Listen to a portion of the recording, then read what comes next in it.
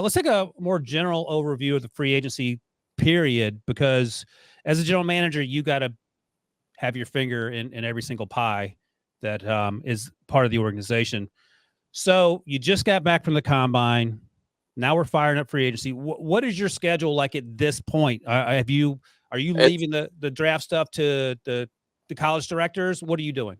Yeah, right now, all the, we already have had our pre-combine draft meeting. So we have our initial board set.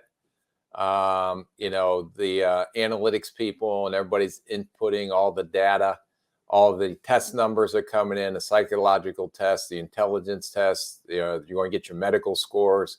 All that's coming in. But we were, once I did get back from the combine, then it was 100% honed in and focused on free agency, because this is where you're going to have to help improve your football team. And so as soon as you get back, you're finalizing your plan in free agency.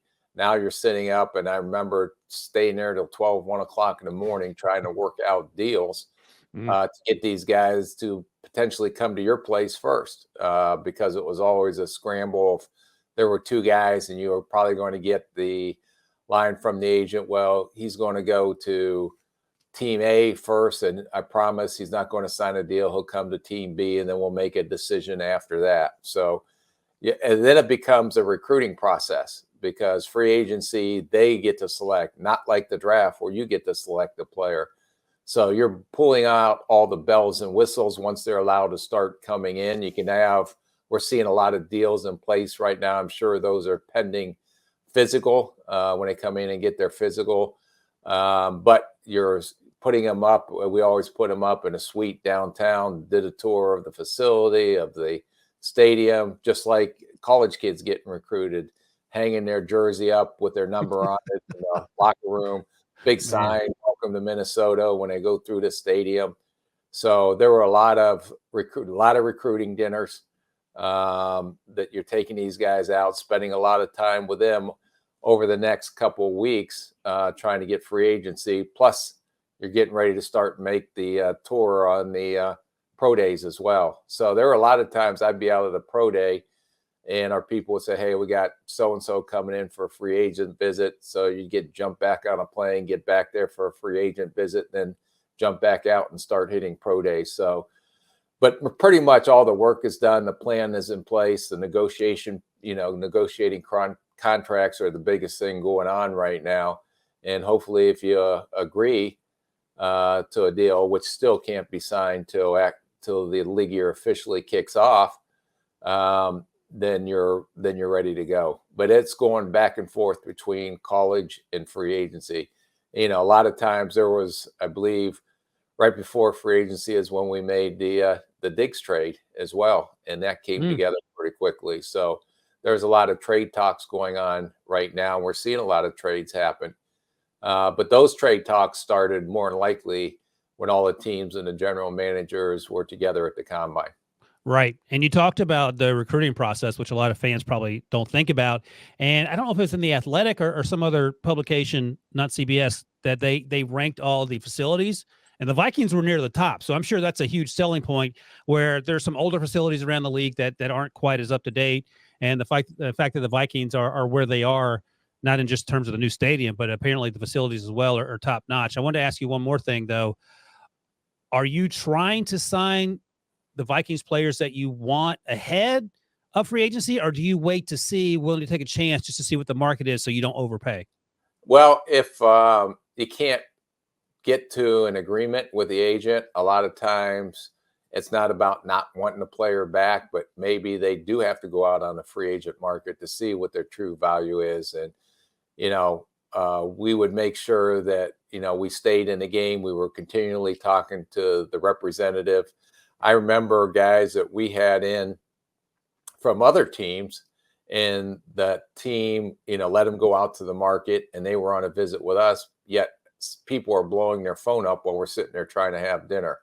Make sure you come here, or we want you back. Or head coaches, owners, everybody are involved in a lot of these recruiting calls to try to persuade these players. So it's it's an arms race, especially the first 3 or 4 days of free agency. That's when all the big things, and all of a sudden, boom, it just settles down. And then you try to get ready for the bargain bin and trying to get guys that are good football players that may not have got what they wanted, maybe overestimated what their market value was going to be. So you're staying in contact with them. I remember when we signed Patrick Peterson, I was in an airport at Atlanta making a connection to another pro day. His agent had reached out to me and said, Patrick Peterson's market isn't where it's going to be. I said, where's it at? And he said, it's going to be around this area. I said, let me call my cap guy. So I talked to our cap guy, our ownership, and then called him back before my flight left. I said, listen, I'm catching a flight. I'll call you in an hour and a half. And by the time I got on the ground, our cap guy had put together a deal for Patrick. Wow. Peterson, and we flew him up and physicaled him, and then we're able to sign him. Look at that. And by the way, Debo, of course, because he has everything at his fingertips, he had where the Vikings ranked for all these certain categories. And I think this is a testament to old Rick Spielman here. Treatment of families, A. So you took care of your people, which sounds that started with our ownership and with the Will family. We always wanted to make sure that we ran it in a first-class way and that we did everything and understanding that the product we're putting on the field, we need to take care of once they become a Minnesota Viking, not only, from their contract, but there's a lot more than just paying a guy. We just tried to take it the extra step to make sure that their families were welcome and try to go above and beyond to make sure that the players only had to worry about football and that we would make sure we were going to do everything in a first-class way outside of what was going on the field. Yep, that sounds about like old Rick Spielman there, even though he doesn't like people to know that he's a good guy. That checks out. All right, Debo, this CBS Sports report card, what does that mean? What do you got? I just wanted to, how are you treated, Ryan? What would you grade how you're treated by me and your coworkers? Oh, in terms of Debo, the producer, Rick, he gets A+. In terms of working with Rick, A+. And again, Debo, he doesn't like people knowing that he's a nice guy, but he is. He is. I'm not I want to be an R-hole, an A-hole. I'm actually a pretty nice guy. Debo's trying to hone in on this podcast right now and getting some free airtime to promote himself.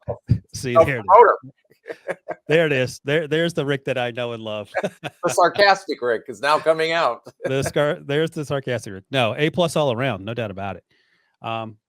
Yeah. All right. So let's see what else we got here, Rick. Do you care at all about, because you know what the needs are for your team?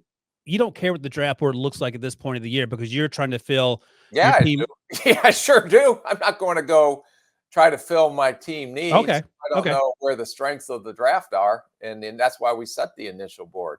I have to know that if position A, let's say running backs this year, are strong, very strong through the draft, that we will be able to get a running back either Thursday, Friday, Saturday, depending on the numbers, that we'll be able to fill that need.